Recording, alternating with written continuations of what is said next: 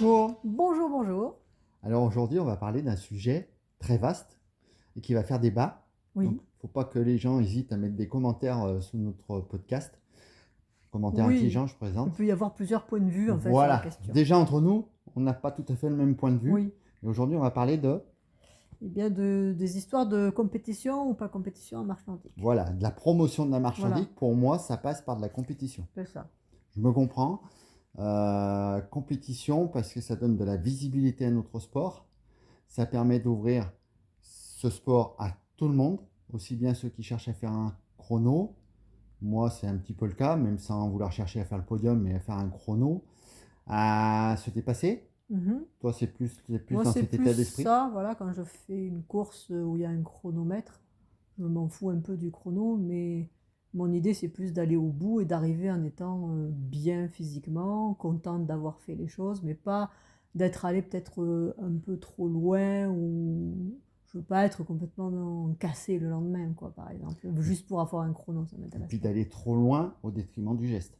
Aussi, Parce qu'à ouais. un moment donné, on le voit sur les vidéos de championnat, de compétition, souvent, les gens vont très vite, mais le geste est détérioré. Oui, mais c'est pour moi, c'est carrément deux mondes différents, presque deux disciplines différentes. La marche nordique, on va dire loisir, Mhm. euh, Avec un beau où geste. on va que les gens sont là pour le beau geste, pour bouger leur corps au maximum, solliciter le plus de muscles possible, pour l'aspect santé et tout ça. Et puis la marche nordique compétition, où l'objectif c'est plus le même, c'est d'aller le plus vite possible. Et du coup, ben, on part du même geste, mais ils vont l'adapter Pour pour aller pouvoir vite. aller plus vite. Donc il y a un Et travail de jambes, il y a voilà. du cardio, Après, un énorme travail voilà. du cœur, mais par contre, il n'y a plus d'amplitude, il n'y a plus de propulsion, le geste s'arrête au Ben, niveau de la hanche. ça s'arrête beaucoup. Ouais, c'est plus Après, bon, c'est pareil, hein. Il y a un peu de tout dans la Il y a compétition, un peu hein. de tout, Quelqu'un comme Elisabeth Valette, elle fait de la compétition, mais même en compétition, elle s'applique à garder son geste et à faire en sorte que ça reste un beau geste de propre. marche nordique, propre. Et puis tous les compétiteurs sont pas comme ça dépend des juges, enfin il y a plein de critères qui rentrent en jeu, mais je pense, moi, c'est vraiment, en tout cas c'est sûr, c'est deux objectifs différents, et forcément pour atteindre des objectifs différents, on va pas mettre en jeu les mêmes choses, quoi. Ouais, je suis d'accord. Ça va faire débat, mais je suis d'accord. Ouais. N'hésitez pas à réagir.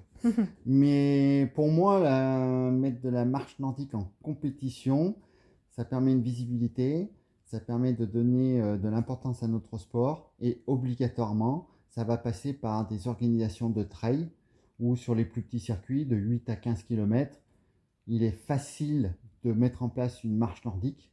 Là on l'a fait il n'y a pas longtemps sur le trail du Tour des Crues du Beaujolais, Oui, où il y avait un 13 km trail. Il y oui. avait d'autres distances plus longues, mais il y avait la plus petite distance, c'était un 13 km. Mm. Et 5 minutes après, ils ont donné le départ. Alors c'était une marche, non Oui, chronométrée. Nous on est arrivé à une dizaine de marcheurs nordiques. Départ groupé, donc une ambiance spéciale quand même, oui, avec une voilà. petite musique, c'est sympa, on participe à l'ambiance, on a l'impression de faire partie d'un truc. Et ben on part à la poursuite des trailers. Mm. Moi, perso, ça ne me gêne pas de récupérer, moi, marcheur nordique, de récupérer des trailers. J'en ai récupéré une quinzaine sur 13 km. J'ai pas eu du tout l'impression que les trailers étaient gênés par nous.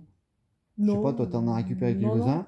Ça s'est Non, très mais bien après, de passé. toute façon, on s'est retrouvés dans des circuits où il y avait, je sais plus quelles étaient les autres distances, mais les 25 km, les Qui 34 nous qui arrivaient rattrapaient, oui. et qui nous doublaient. Donc après, tout le monde était les marcheurs, les trailers, longue distance, courte distance, tout le monde était sur les Et ça mêmes. s'est passé dans une très bonne ambiance. Oui, oui, enfin, moi, j'ai pas ressenti qu'il y avait de On problème a par rapport à ça. participé l'année passée aux 27 km de la Vinivici. Oui, Donc c'est pareil, c'est sur le parcours du trail, oui. avec un départ propre à la marche nordique. Ça s'est très bien Oui, passé. là, c'était spécifiquement marche Spécifiquement, marche nordique. nordique. Pour autant, il y en avait qui n'avaient pas de bâton. Alors, voilà. Bon, donc, mais Et sans juge. Donc là, après, on rentre oui, dans un autre débat. C'est qu'on va avoir des tricheurs, parce que moi, j'appelle ça des tricheurs. oui, c'est vrai que quand on voit les temps, moi je sais pas, j'ai du mal à croire. Après, je les connais pas, ceux qui sont arrivés en tête de la Vénévicie. Peut-être que je me trompe, mais ça paraît lunaire les temps qu'ils font Alors, il y en a sur qui une en sont distance capables. pareille, Il y en la a qui vitesse sont moyenne. capables de faire des moyennes de cette importance-là Ouais. sur 27 bornes. Mais clairement, il y en a qui courent. De toute façon, une oui, minorité. certainement. Donc, il ne faut pas en tenir cas, on va dire. Moi, Et il ne faut pas s'arrêter là-dessus. Quand je vois des commentaires en disant non, il ne faut pas ouvrir la marche nordique à la compétition parce qu'automatiquement, il y en a qui vont courir, eh ben, je ne suis pas d'accord. Qui court. Enfin, Voilà, c'est leur problème. Fous, Ils ont leur conscience pour eux. Exactement. Ouais, Après, on est d'accord que c'est pas de ces courses-là dont on parle, c'est pas des courses de qualification pour le championnat de France.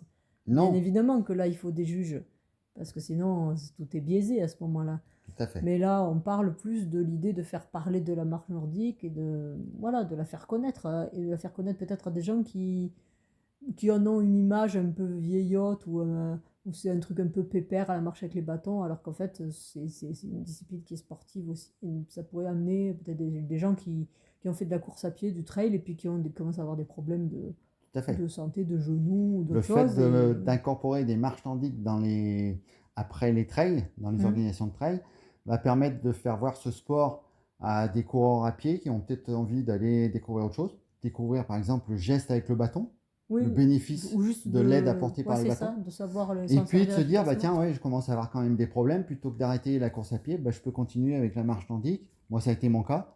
J'ai continué la marche nordique pour le plaisir d'aller dans la nature et j'ai retrouvé tous les plaisirs que j'avais avec la course à pied. Parce que je peux pratiquer ce sport sans problème, alors que la course à pied devenait difficile à l'âge que j'ai. Il faut reconnaître, j'avais fait le tour de la question et puis physiquement ça devenait compliqué. Alors tu as parlé de la compétition. On va citer un cas concret, c'est les championnats de France, homologués par la FFA. Pour se qualifier, il y a un circuit marche nordique de compétition qui permet de faire des temps, de marquer des points pour se qualifier. Vous me direz si je dis des bêtises, mais pour moi c'est ça. Et nous, les petits clubs, parce qu'il y a beaucoup de petits clubs qui sont affiliés à la FF randonnée pédestre, on n'a pas le droit de participer à ces championnats de France. Le monopole a été donné par le gouvernement, par l'État à la FFA. Ce qui est dommage, c'est que par exemple, si aujourd'hui on a un jeune qui s'intéresse à la marche nordique dans notre petit club FF randonnée pédestre, il n'y a rien de péjoratif quand je dis petit club, et ben il peut pas aller faire le championnat de France. Il peut pas essayer de se qualifier pour les championnats de France. Oui, nous, petit club, on est à 50 adhérents, donc on est un petit club. Nous, côté le gros club d'athlètes où il y a 400 adhérents. Alors peut-être pas 400 adhérents de marche nordique, mais l'athlète, comme ça regroupe tout. Il va y avoir la section de marche nordique, la section course à pied, la section trail, la section athlète de piste, etc. Mais c'est tout le club d'athlètes en fait. Voilà. Alors, on peut aujourd'hui, pour promouvoir la marche nordique, créer des compétitions au sein des organisations de trail. Mais il faudrait que demain, chacun puisse participer au championnat de France, voire au circuit qui permettent de se qualifier pour les championnats de France. Et puis, si vous faites des temps pour vous qualifier, tant mieux. Si vous ne faites pas de temps pour vous qualifier, c'est pas grave. Mais au moins, vous allez participer dans des ambiances de marche nordique, 100% marche nordique. C'est des compétitions qui sont organisées juste avec de la marche nordique.